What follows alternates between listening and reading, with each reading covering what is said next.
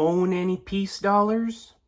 Good evening, folks, and welcome back to another episode of Silver Dad Knows. Remember, always live with no edits. If this is your first time here, hit that subscribe button now, as you're going to like what I'm about to say.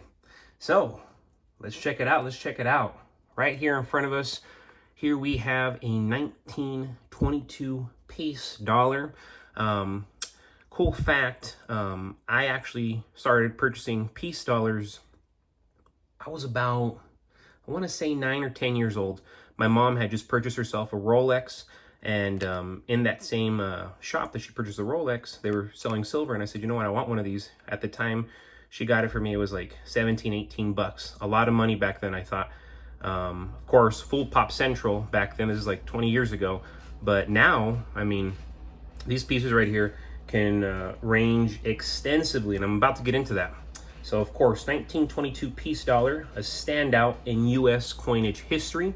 Very, very extraordinary mintage of over 51 million at the Philadelphia Mint alone, okay? It holds the record for the highest mintage of any silver dollar, making it the most common date in the peace dollar series, which makes sense that I own one, right? Despite its abundance, the 1922 peace dollar remains a cherished American classic, minted for only 14 years. This coin has been a cornerstone for collectors and investors for nearly a century. Its stunning design, substantial silver content, and historical significance make it a must-have addition to any collection. What makes the 1922 peace dollar ever more appealing is its affordability. In circulating condition, these are currently available for anywhere from 35 to 45 bucks, often with free shipping. However, their value can skyrocket for pristine examples. Uncirculated 1922 peace dollars in top-tier condition have sold for over $25,000. You heard that right, highlighting their incredible collectability and investment potential. Whether you're a seasoned collector or a first-time investor, these 1922 peace dollars offer a unique blend of beauty, a unique blend of history and value.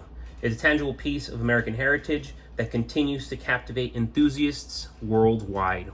Great coin right here. Proud to own it, and I definitely need to get a lot more. Right now I have like 20 or 30 of them. In all honesty, I wish I had at least 100. And before we go any further, I want to give a quick shout out. This to my always loyal subscriber. This is Hyperinflation123.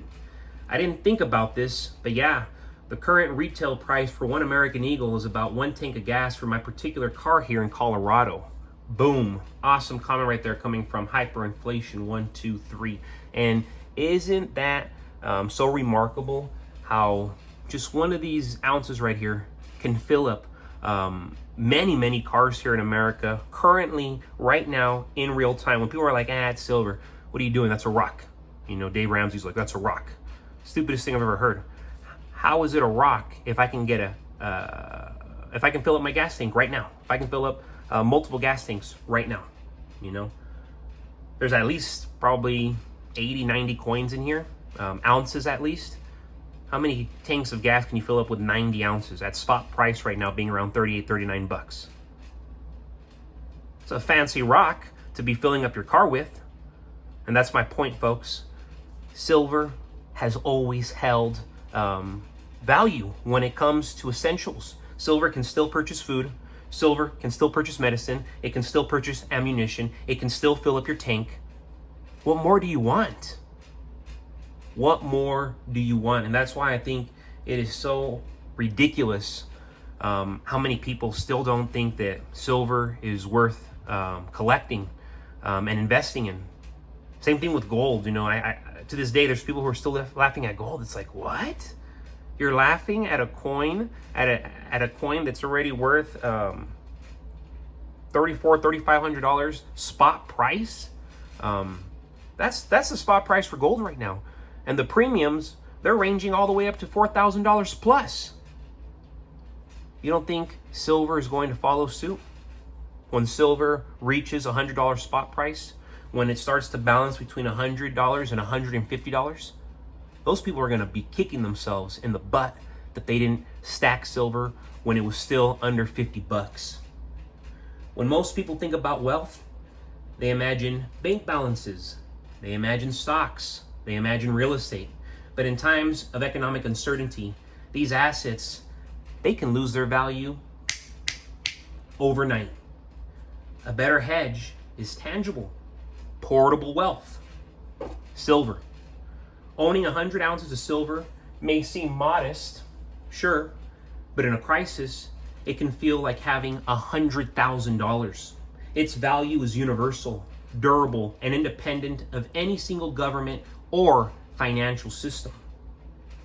And when I say financial system, I probably mean communist system, because it's rigged against us, the common man, the majority.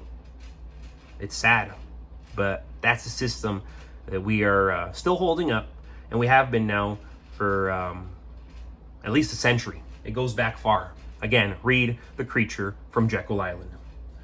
Silver has historically been a store of wealth.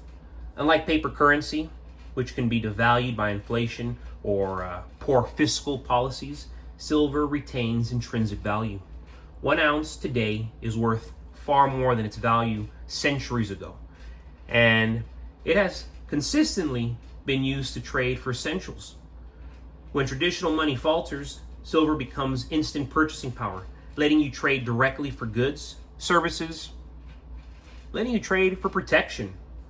It's the most important thing, at least for an American like myself. I highly value protection. Portability is another key factor. 100 ounces of silver is roughly 7 pounds. Small enough to carry, hide, and store easily. In contrast, $100,000 in cash, it could be bulky, suspicious, even illegal to transport without explanation. In a post-crisis scenario, being able to physically move your wealth can be more valuable than the nominal amount itself. Silver condenses wealth into a form that's secure, discreet, and globally recognized, universally recognized. Silver also has flexible durability. Unlike a house or car, you can trade fractions of your stack. Need to buy food, fuel, or medical supplies? You can use a small portion of your silver without touching the rest. That's why I'm a big believer in 90% silver. Mercury dimes, Barber quarters, Franklin half dollars, Walking Liberties, halves. Anything pre-1965, 1964 and older is what you want to be stacking in bulk. This flexibility allows 100 ounces to function like cash, the way a cash account that never loses real value, giving a psychological sense of abundance far greater than the physical number of ounces. Because it's funny, when you got a lot of silver, when you got a lot of gold, you start to understand that you actually hold wealth now. It's much different than having 10 grand in your JP Morgan, having 20 grand in your Wells Fargo. It's much different than that, I assure you. Psychology plays a huge role. In a financial crisis, knowing you hold 100 ounces of silver gives a confidence and security that is hard to replicate with paper money. It turns fear of scarcity into empowerment, letting you make decisions from a position of strength rather than desperation. That sense of control can feel like having $100,000 or more in a system where most people are scrambling. Finally, the combination of historical reliability, portability, divisibility, and psychological reassurance makes 100 ounces of silver feel far more than its current market value. Because right now, 100 ounces is what? 3,800, 3,900, 4 G's, maybe more than 4,000 if you sell the premiums. It's not crazy, but I'm telling you, when it hits the fan and the ratio goes back to 1 to 15, the way it's been the majority of history, silver is going to be worth outrageously more than it currently is. And it's going to get you way, way, way further. So if you're already holding a few hundred ounces, even 1,000 ounces, my goodness, now we're talking about generational wealth. In times of uncertainty, it's not the number of dollars in your account that counts. It's the ability to survive, to thrive, and act decisively. That's why a modest stack of silver can feel like a fortune, transforming your wealth from numbers on a screen into tangible, empowering security. But folks, as always, thank you so much for joining us for another evening, another episode of Silver Dad Knows. God bless you, God bless your household, and God bless America.